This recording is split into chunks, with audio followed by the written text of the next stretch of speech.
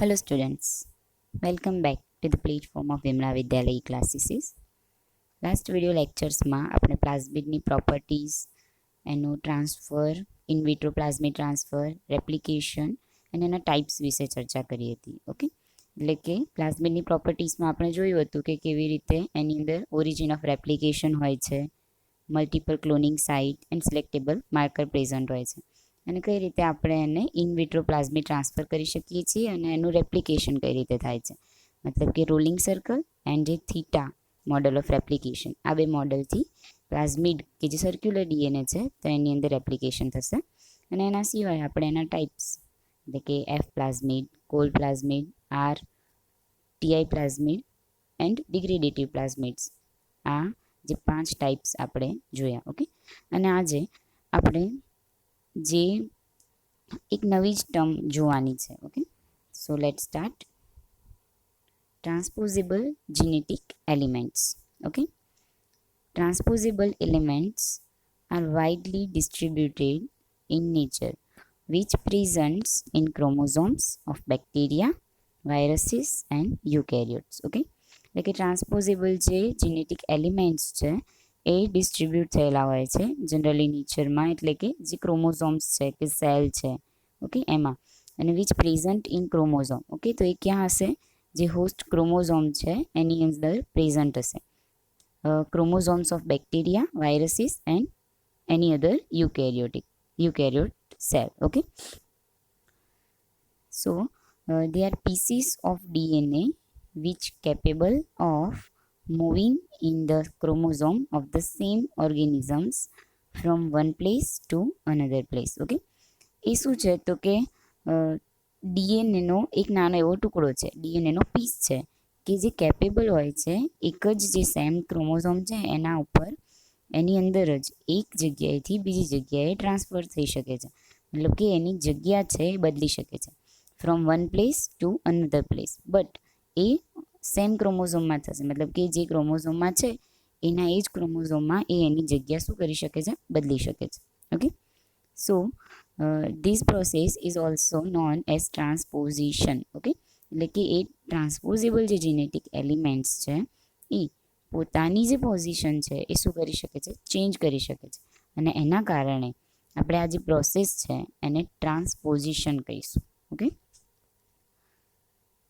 due to their capability of changing the position in the same chromosome, they are also termed as jumping genes. Okay, એટલે કે એમની capacity છે કે એ એક જગ્યાએથી બીજી જગ્યાએ જે પોઝિશન ચેન્જ કરી શકે છે. વન ટાઈપ ઓફ એ કૂદકો મારી શકે છે. મતલબ કે ક્રોમોઝોમમાં એક સાઈડ પર છે તો એના એ ક્રોમોઝોમમાં એને કોઈ બીજી જગ્યાએ જવું છે તો એ જમ્પ કરીને જઈ શકે છે. ઓકે, બટ એ સેમ જ ક્રોમોઝોમ હશે. Okay, so they are also term as jumping jeans, અને એટલે આપણે એને શું કહીશું? જમ્પિંગ જીન્સ કહીશું, રાઈટ? બિકોઝ જે ટ્રાન્સપોઝેબલ જેનેટિક એલિમેન્ટ્સ છે એમાં જીન તો હોવાના જ છે. ઓકે, અને એ જમ્પ કરી શકે છે માટે એને આપણે શું કહીશું? Jumping jeans. ઓકે,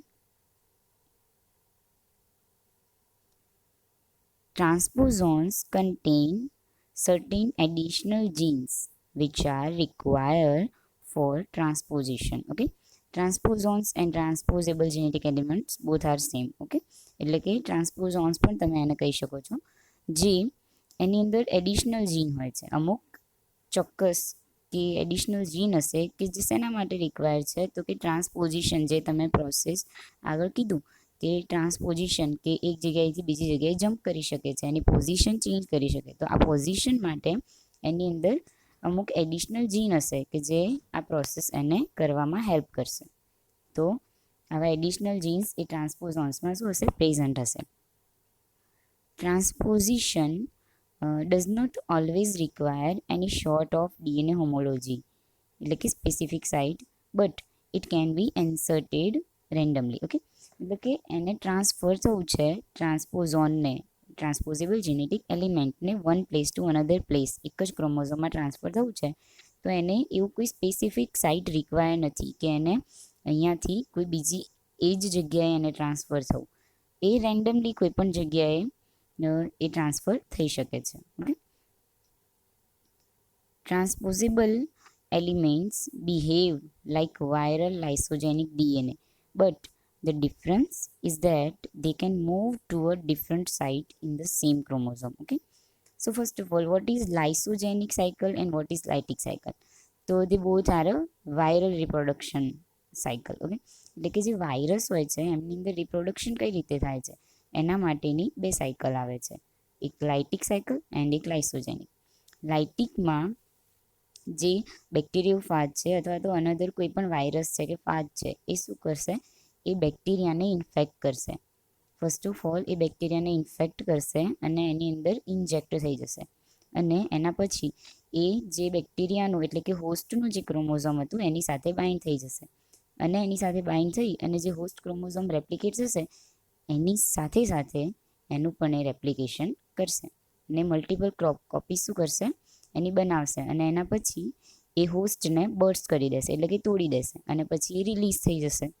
ઓકે, અને રિલીઝ થશે એટલે એની કેટલી ઘણી બધી કોપીઝ એની શું બની ગઈ હશે એના, અને એ બધી જ કોપીઝ પછી અનધર બીજા સેલને ઇન્ફેક્ટ કરશે અને એવી રીતે એનું પ્રોડક્શન તો એકદમ ફાસ્ટ પ્રોડક્શન થશે લાઇટિક.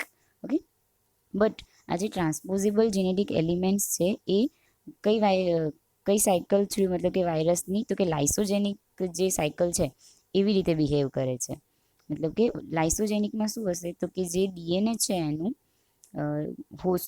હોસ્ટના ડીએનએ સાથે ફાજનું ડીએનએ ઓલરેડી કનેક્ટેડ હશે અને એ જે છે એને આપણે પ્રોફાઝ કહીશું.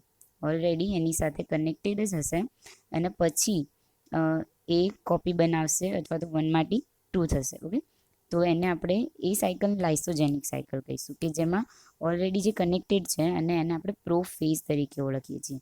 અને આ જે લાઇટિક એન્ડ લાઇસોજેનિક સાયકલ છે આપણે ટ્રાન્સડક્શન કે જે ટ્રાન્સફોર્મેશન માટે યુઝ થાય છે ડીએનએના, એ ટ્રાન્સડક્શન જે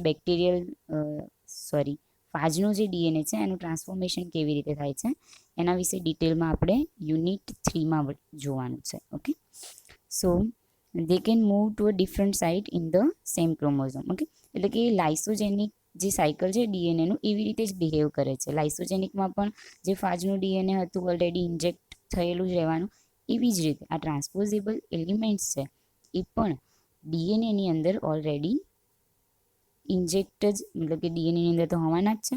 ઓકે, અને એ શું કરશે તો can move to a different site in the same chromosome. Okay, so another difference is that they cannot switch over to lytic cycle. એટલે કે એ એમની આ જે સાયકલ છે એને ચેન્જ નથી કરી શકતા. જે લાઇસોજેનિક છે તો એ લાઇસોજેનિક જ રહેશે, લાઇટિક સાયકલમાં એ કન્વર્ટ થશે નહીં, મતલબ કે એની કોઈ બીજી મેથડ થ્રુ એ રેપ્લિકેટ થશે નહીં, એટલે કે મૂવ નહીં થાય. Even they do not have any gene for viral life cycle. એટલે કે એમની પાસે તો વાયરલ લાઈફ સાયકલનું કોઈ જીન છે જ નહીં, ખાલી એક તો એક જગ્યાએથી બીજી જગ્યાએ મૂવ થાય છે, એમની પોઝિશન ચેન્જ કરે છે. તો એટલે આપણે એને ટ્રાન્સપોઝિશન કહીએ છીએ પ્રોસેસને, અને એલિમેન્ટ્સને ટ્રાન્સપોઝેબલ જેનેટિક એલિમેન્ટ્સ કહીશું. They are also different from plasmids as they do not able to autonomous replication. એટલે કે એ પ્લાઝમિડથી એકદમ ડિફરન્ટ છે.